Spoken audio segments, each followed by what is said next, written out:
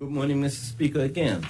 I am pleased to rise to provide the members of this Honorable House an overview of the Employment Minimum Wage Entitlement Bill 2020 that has been tabled and set for debate in the next sitting of this Honorable House. Mr. Speaker, as highlighted in the 2020 speech from the throne and the Economic Recovery Plan, this government has made a commitment to the employees of Bermuda to ensure they receive a dignified wage which will allow them to cover the basic needs. In October 2019, the Employment Wage Commission Act 2019 came into effect, which established a wage commission tasked with inquiring into the provisions of a statutory wage scheme and recommending to the minister responsible for labor a minimum hourly wage and a living wage rate. Mr. Speaker, in January 2020, the commission was presented to the public and began its work in earnest. In April 2021, the Commission provided the Minister responsible for labor with its report on a minimum hourly wage rate, which detailed its recommendations for such wage rate in Bermuda. This bill establishes the regulatory regime around the implementation of the statutory wage scheme by introducing provisions to give employees in Bermuda a right of entitlement to a statutory minimum wage, as well as sets out enforcement provisions to support the right to a statutory minimum wage rate for Bermuda's workforce. Mr. Speaker, all employees are entitled to be paid for hours worked and should have the confidence in knowing that their employer is complying with its obligations pursuant to the bill by paying them at least the statutory minimum hourly wage rate. The bill establishes a procedure to be followed to ascertain whether a person who is entitled to receive the statutory hourly wage rate is actually receiving it. Employees entitled to the statutory minimum hourly wage under the bill are employees referred to in sections 3A, 32A of the Employment Wage Commission Act 2019.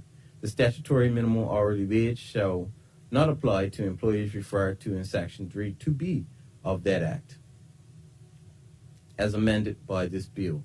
Mr. Speaker, employers will be required to retain records to show that they are complying with their obligations to pay the statutory minimum hourly wage rate to their employees.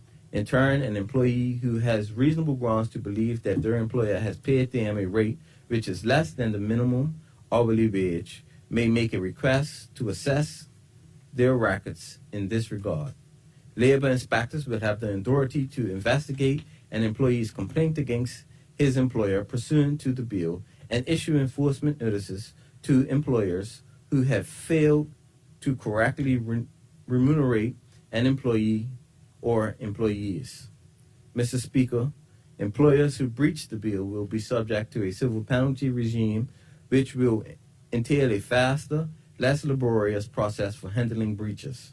This penalty will be calculated at a rate equal to twice the amount of the minimum hourly wage in respect of the worker that the failure relates to for each day that the failure persists.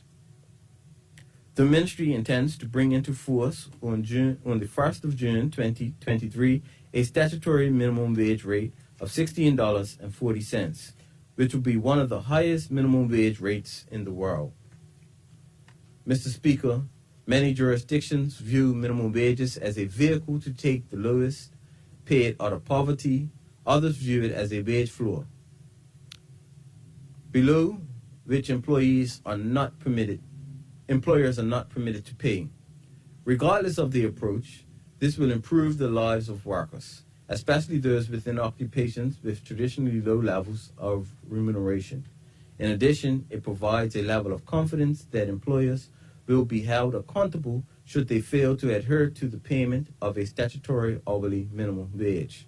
Mr. Speaker, as identified in the ILO's Global Wage Report 2020-2021, the extent to which a minimum wage may reduce wage and income inequality depends on at least three key factors: the effectiveness of minimum wages, the level at which minimum wages are set, and the characteristics of minimum wage earners.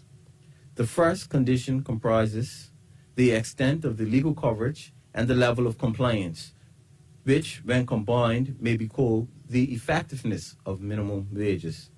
This bill seeks to satisfy the first of those conditions by ensuring that employers are compliant with providing their workers with a minimum wage and enabling a framework for inspection and investigation of complaints.